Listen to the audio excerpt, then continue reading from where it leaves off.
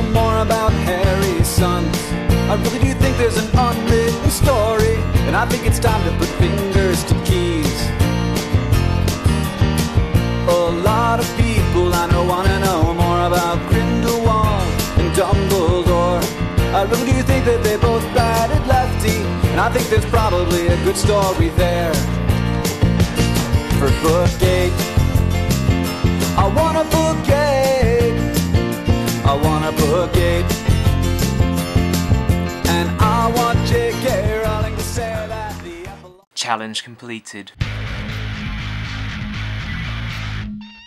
Hello decoders, decode this. I completed the challenge and I have finished up with Harry Potter and everything. And for the sake of this video, I'm going to do it in my Hufflepuff tie. Deal with it. So yes, I completed the book series with about 20 hours to go before the Deathly Hallows Part 2 screening. And boy, the next day was a bit of a crazy one. I ran on 4 hours sleep, watched Deathly Hallows Part 1, watched Deathly Hallows Part 2, there was work in between.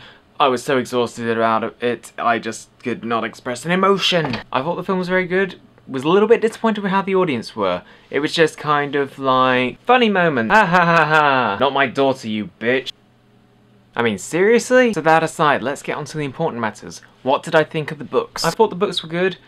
Some were interesting, some were a little bit long-winded. I would definitely say out of the 4 books I had to read, The Half-Blood Prince was my favourite. Not that there's anything bad with the rest of them, they all had their different strengths and weaknesses. Like how in The Goblet of Fire you had the elements of what the first 3 books had, but added a bit of further mystery because this is where it really evolved into a level of darkness. In Order of the Phoenix, it was a bit more of a slow-paced one, but then the whole element of that book is about psychology, having to deal with the main trouble of Umbridge, but also the threat of Voldemort in the back of your mind.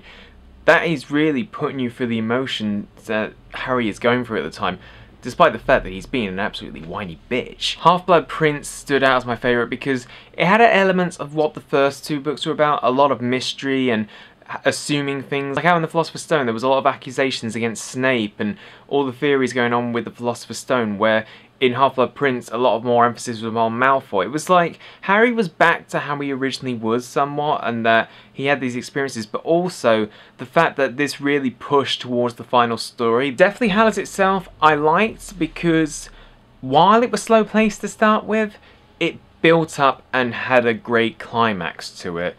It basically was the perfect way of just kind of drawing you in. You wanted something to happen. It was slowly building, and then big battle with explosionness and everything, and it's totally awesome. A lot of people criticize the epilogue, and I can understand why they see that, but for me, it's more of a comment about us as Harry Potter readers, that is the end of our adventures with Harry, and that his children represent the future generations that are going to read Harry Potter in the future. J.K. didn't necessarily have to write it, and I think in the end that was her get-out clause from having to write any more books, but in the end that is more commenting about how it's going from one generation to the next and they're waiting possibly 19 years later or more. At the same time I was doing this challenge, I was watching the films once again. I can certainly say that prior to the book knowledge, I accepted the films as fair enough, you know, you couldn't fit everything in. But after reading the books, I could understand people's frustrations. But this is the key thing when it comes to the aspects of books versus films. Books open up your imagination. You have a way of how things play out. You have visualizations in your head. The words come to life in your head. Whereas in a film, it is all condensed down into one person's imagination, and we have to accept that as it is. But I can safely say that because of the films, the one thing that always remained consistent was the fact that Severus Snape was Alan Rickman in my head. But it must be noted that I'm not giving the films a free pass on this.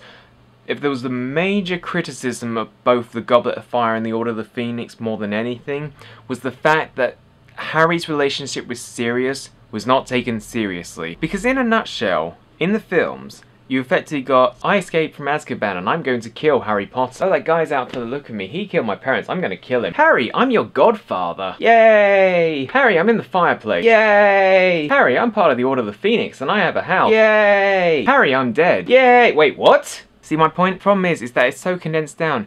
If you're a person who's only seen the films and not the books, you don't understand how important Sirius's relationship is to Harry and why he is screaming out for him. Because there's one thing to having someone who's relations, but there's another thing about being absolutely connected to them. The films really did poorly show this. As for Deathly Hallows, I felt it was good to see both part 1 and 2 together, so as a combination, Deathly Hallows worked as an ending. Sure, there were things that I would have liked to have seen maybe better done, like better aspects on the espionage with the invisibility cloak, because it made seem Harry reckless, but in the end I thought they did a really good job with the film, and I can definitely say that they definitely ended it on a high. As for the aspects about people saying it's the end, I totally agree with everything that Carmen and Amanda and many others have said, that it is only the end of making history. In the end, we tend to see films and series continue on beyond the point that they really need to go away, or things that end too early and really feel like that they didn't reach their full potential. Harry Potter was one of those things that was guaranteed to have a beginning and an end, and we knew that the end of that adventure, the initial series, was coming at one point, and that is what people are more upset about, that the history can no longer be made. But in some ways, there is still more to it, because there is so much more that has yet to be done. I haven't necessarily given my views on Pottermore, but in the end, Pottermore, in a nutshell, could be seen as the expanded universe of Harry Potter. While the Harry Potter books were centred mainly on Harry, we were watching what was going on in the living room.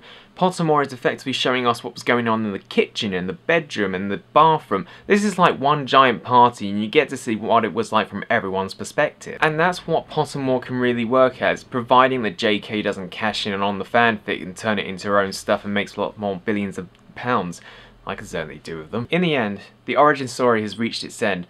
History will stop being made from this point in terms of the original book series and films. There is still much more to come, and this now relies on us. It is up to us to take up the mantle and continue things from which J.K. Rowling has started. So what do you think, decoders? Do you agree?